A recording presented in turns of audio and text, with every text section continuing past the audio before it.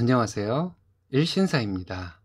저희 채널에는 신박한 사연들이 많이 있으니 많은 분들의 구독 부탁드립니다. 이번 사연은 임신을 위해 퇴사하는 며느리에게 악담을 하던 시모와 신우를 응징하고 연 끊었다는 분의 사연인데요. 연 끊고 임신이 되었다네요. 함께 보시겠습니다. 안녕하세요. 정신없는 글이 될 것 같습니다. 여러분들의 이해 바래요. 내가 전업을 하든 계속 일을 하든 시모와 신우가 왜 상관을 하는지 참 어이없었습니다. 더는 못 참겠어서 신랑과 저는 그동안 쌓아두었던 말들을 해버리고 시댁과 연을 끊었는데요. 시모와 신우는 저희 부부가 살아가는 방식도 그렇게 간섭을 하더니 이제는 별걸 다 간섭하더군요. 저희는 결혼할 때 양가 도움 없이 둘이 모은 돈으로 다 했습니다. 결혼한 지는 1년 조금 안 되었고 부부관계는 잦았어요. 결혼 전에 신랑과 얘기할 때 임신이 되면 제가 일을 그만두기로 했습니다. 신랑과 저는 동갑이고 30대 중반이에요. 시어머니는 결혼 전부터 제가 나이가 많다고 몇 번 볼멘 소리를 했습니다. 신랑과 동갑인데 그럼 신랑은 나이가 어린 것인지 참. 신우는 한술 더 떠서 제 나이가 노산이네 어쩌네 참 말이 많았어요. 신우는 시댁 근처에 사는데 저희가 시댁에 가면 항상 시댁에 있는 사람입니다. 신우 아이들이 지금 둘 다 초등학생인데 시어머니 도움받아서 키웠대요. 그런데 그것도 웃긴 게 신우가 첫째 낳고 전업이 되었는데 자기 엄마에게 육아를 도움받기 위해서 근처로 이사를 온 것이었다고 합니다. 신랑과 저는 집안일을 분담해서 하고 있습니다. 제가 음식하고 빨래를 맡고 있고 신랑은 설거지와 청소를 합니다. 주말에 대청소와 장보기를 함께 합니다. 아침은 둘 다 안 먹고 저녁은 퇴근해서 외식을 하거나 배달을 시켜 먹는 경우가 많아서 제가 저녁을 차리는 날은 많아야 일주일에 두세 번입니다. 집안일 때문에 스트레스를 받거나 하는 일은 없어요. 때리는 시어머니보다 말리는 시누이가 더 밉다고 시어머니가 잔소리와 앞뒤 안 맞는 소리 하는 것도 스트레스였지만 옆에서 시어머니 말에 한마디씩 거드는 신우가 더 짜증났습니다. 저희 집과 시댁도 멀지 않아서 자주 찾아뵙는 편인데 만나기만 하면 시어머니는 아이 소식 없냐? 너에게 문제가 있어서 아이 못 갖는 것은 아니냐? 이런 말들을 만나서부터 헤어질 때까지 지겹도록 하셨습니다. 신랑이 듣다 못해 엄마가 스트레스 줘서 생길 아이도 안 생기겠다고 말했을 정도예요. 신우는 옆에서 제가 노산이라서 먹어야 할 약이 많을 것이다. 아이가 건강하게 태어나지 못할 가능성이 있다 등등 악담같이 들릴 소리도 가끔 하고 그랬습니다. 신랑과 저는 결혼하면 바로 아이를 갖기로 했기 때문에 아이가 생기지 않는 것 때문에 불안하고 초조하고 그랬거든요. 자연 임신은 포기하고 다른 방법을 찾아봐야 할지도 얘기하게 되었습니다. 신랑은 돈을 잘 법니다. 세후 월 450 벌고 저는 서비스직이에요. 저는 직업 특성상 하루 종일 서 있어야 하고 사람들에게 항상 기분 좋은 표정과 말투로 다가가야 하는데 그렇게 하는 것에도 한계가 있잖아요. 개인적으로 컨디션이 안 좋은 날도 있고 안 좋은 일이 있는 기간도 있고요. 그리고 가끔 만나는 진상 손님으로 인한 스트레스가 장난이 아닙니다. 결혼 전부터 남편은 저에게 결혼하면 바로 아이를 갖자고 하면서 제 나이도 나이지만 직업적으로 받는 스트레스 때문에 아이가 생기지 않을 것 같으면 퇴사를 하고 아이를 갖자고 했습니다. 자기 마누라 자기가 보호한다고 하면서요. 신랑의 말이 그 말만으로도 저는 눈물 나도록 고마웠습니다. 대학 졸업하고 부모님 도움받지 않고 살려고 노력하며 살았는데 저를 책임지겠다고 하니 고마웠던 것이죠. 하지만 저희가 풍족한 기반에서 시작한 것이 아니었기 때문에 저는 일을 그만둘 마음은 없었습니다. 신랑이 일 그만두라고 몇 번 말했지만 생각해보자고 대답하고 말았습니다.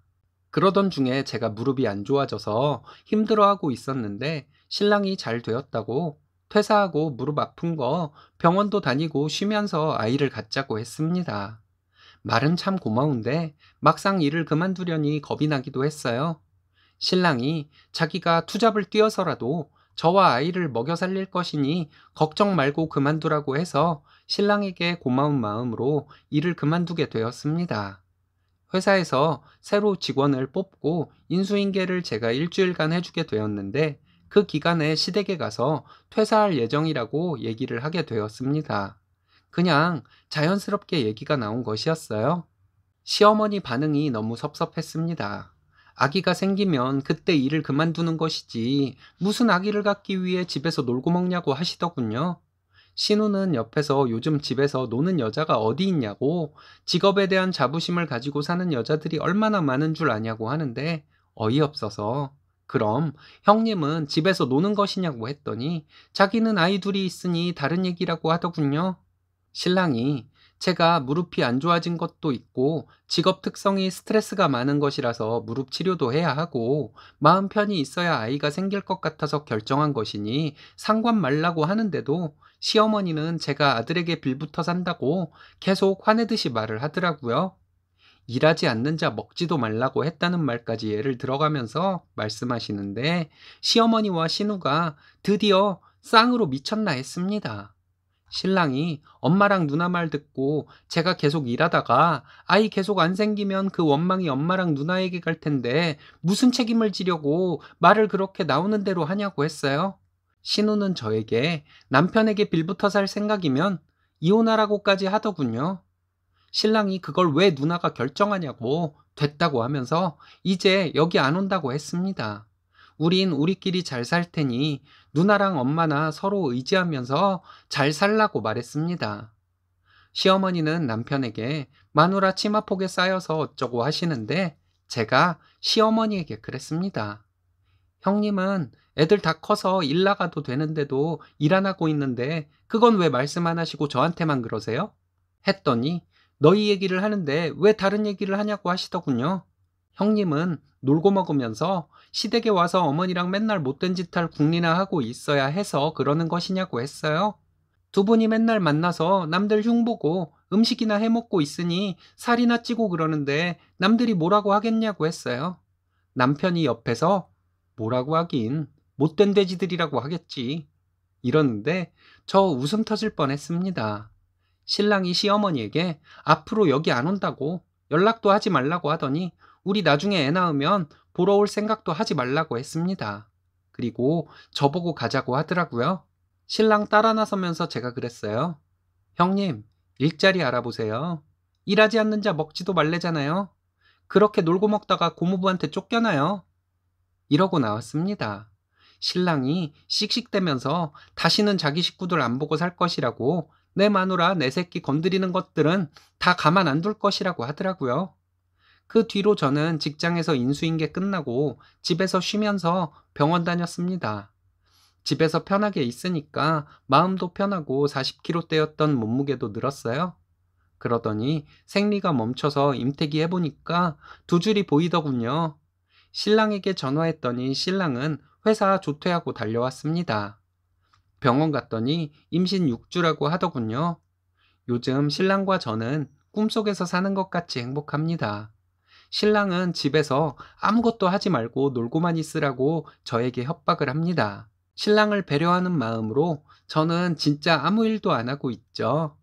신랑은 시모와 신우에게 우리 아이 절대 안 보여줄 것이라고 합니다. 저도 같은 생각이고요. 친정부모님 속상하실까봐 시어머니와 신우가 못된 짓 하던 것들 친정엄마에게도 말하지 못하고 살아왔는데 여기에 시원하게 털어놓고 이제 태교에 전념하려고 합니다. 여러분, 저 임신한 여자예요. 예, 임신 축하드립니다. 쓰니님의 아이는 서로 사랑하고 배려하는 부모의 모습을 보고 자라 사회에 큰 보탬이 되는 사람으로 성장하겠네요. 오늘의 사연은 여기까지입니다. 재밌으셨다면 좋아요, 구독 부탁드려요. 일신사는 여러분들의 사연으로 제작됩니다. 많은 사연 제보 바랍니다. 여러분들의 사연은 아래 메일 주소로 부탁드려요.